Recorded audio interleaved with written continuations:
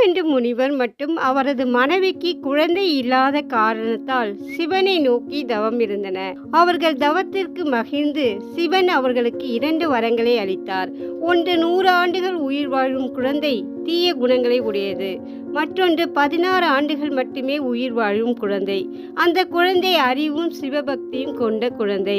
மிருகண்டு முனிவர் தம்பதிகள் 16 ஆண்டுகள் மட்டும் உயிர் வாழும் சிவபக்தி உள்ள குழந்தையை தேர்ந்தெடுத்தனர்.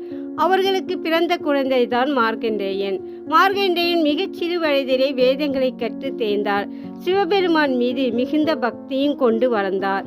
மார்க்கண்டேயனுக்கு 16 வயது தொடங்கிய போது தனது ஆயுள் காலம் முடியப் போவதை அறிந்த மார்க்கண்டேயன் சிவனை நோக்கி தீவிரமாக தவம் செய்து வந்தார்.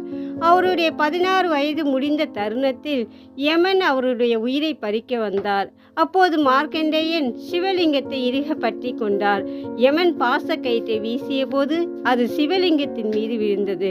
இதனால் கோபமடைந்த சிவபெருமான் யமனை தண்டித்து மார்க்கண்டேயனை காப்பாற்றினார். சிவபெருமான் மார்க்கண்டேயனுக்கு அளித்த வரத்தின்படி அவர் எப்போதும் 16 வயது இளைஞனாகவே இருப்பார். இதனால் அவர் சிரஞ்சீவி என்று அழைக்கப்படுவார். சிரஞ்சீவி என்றால் மரணமில்லாதவர் என்று பொருள். 18 மகா புராணங்களில் ஒன்றான மார்க்கண்டேய புராணம் இவருடைய பெயரிலே அழைக்கப்படுகிறது. இவர் பிருகு முனிவரின் வம்சத்தில் வந்தவர்.